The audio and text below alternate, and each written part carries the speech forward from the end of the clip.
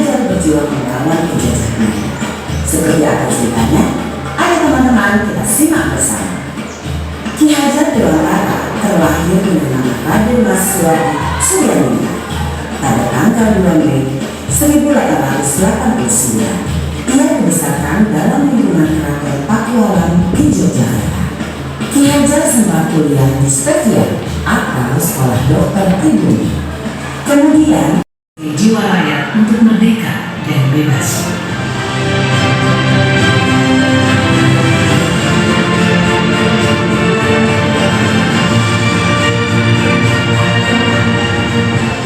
Lalu, apakah kita sudah merdeka?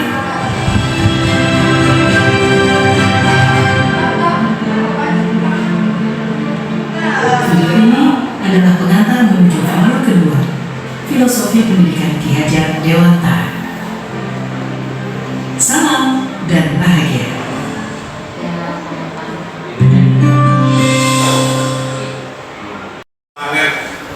Jupiter itu ada lambat berputar, dan ini mereka juga berputar dengan kecepatannya sendiri-sendiri sesuai dengan orbitnya masing-masing. Masing-masing punya cerita di dalam planet yang berbeda-beda.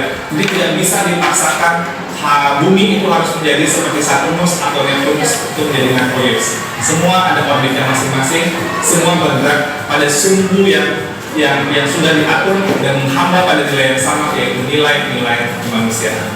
Nah, lalu apa yang kemudian menjadi relevansi pemikiran-pemikiran Ki Hajar Dewantara terhadap transformasi pendidikan yang sedang kita lakukan sekarang?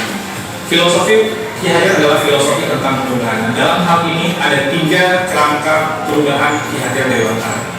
Yang pertama adalah kodrat keadaan.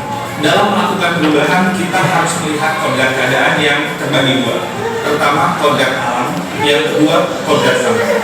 Kodrat alam itu adalah terkait dengan alam tempat di mana masyarakat itu berada. Seperti yang digambarkan oleh Ki Hajar, kalau alamnya daerah pertanian itu berbeda dengan daerah pegunungan atau daerah Sebenarnya saya setuju agar anak itu tidak melenceng dari apa yang sebenarnya menjadi bakat dia. Jadi dia dari kecil itu sudah diarahkan sesuai dengan kemampuannya, sesuai dengan bakatnya. Nah, yang menjadi mengganjal di pikiran saya sekarang, kira-kira yang bertugas. Saya juga catat ya. Inilah kalau ada orang tua udah dicatat lagi. Nah, betul sekali. Jadi saya pernah sedikit bukan berdebat, ya karena dikasih kesempatan oleh pengampu itu untuk mengomentari, saya sedikit memberi pandangan ya, anggapan terhadap ini. Jadi sebelum saya mendengar penjelasan ini, saya punya pemahaman yang bagaimana ya, pendidikan yang memerdekakan. Lalu saya tanpa mendengar ini langsung memberi pandangan bahwa pendidikan memerdekakan itu harus pendidikan memerdekakan terpimpin gitu. Tadi sudah disimpul sama begini. Karena begini, ya kalau kita beri kebebasan anak untuk memilih segala macam tanpa terpimpin, ini bahaya. Tapi tadi kan sudah dijelaskan disebut tata surya, memang setiap planet itu apa di sini atau di bagian berikutnya itu pernah ada seorang pakar menyampaikan kata-katanya bahwa anak waktu tertentu dia pikir harus tertentu gitu. Jadi luas pemikiran gitu. Itu panah terlalu sementara itu masih hadis yang berdebat gitu. Nah, jadi kertas putih yang menjadi seperti kalau di sini kan Pancasila. Ya, yang jadi memerdekakan yang berdasarkan Pancasila. Nanti kalau dilari agama berdasarkan ajarannya, berdasarkan doktrinnya, hadisnya dan sebagainya. Jadi anak itu apalagi di zaman sekarang nggak bisa kita batasi untuk melihat banyak hal di YouTube soal ini ya silahkan, tapi kita sebagai guru ya, kita sebagai pengampu harus memberi kebebasan tapi kontrol juga batasan-batasan. Kalau dia misalnya yang muslim ya kita batasi sesuai dengan Al-Quran dan hadisnya. Yang Kristen dibatasi sesuai dengan Alkitab seperti itu ya.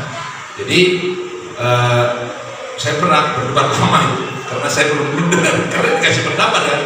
Oh seperti ini mereka. Sesuai dari tayangan video tadi mengharapkan bahwa kita tidak boleh memaksakan kehendak anak atau kemampuan anak. Tadi disampaikan seperti Pak Tani nanam jagung, ya tumbuhnya harus jagung, padi harus padi, terus delay harus kedelai, nggak boleh delay harus jadi dipaksakan menjadi padi. Kalau menurut saya seperti itu bagus memang, tetapi juga merdeka itu. Tetapi kalau menurut saya enaknya dari kelas 1 dari taman kanak-kanak sampai kelas 6 SD itu mereka pendidikan merdekakannya silakan untuk memilih jurusan bakatnya masing-masing. Ketika SMP itu sudah enggak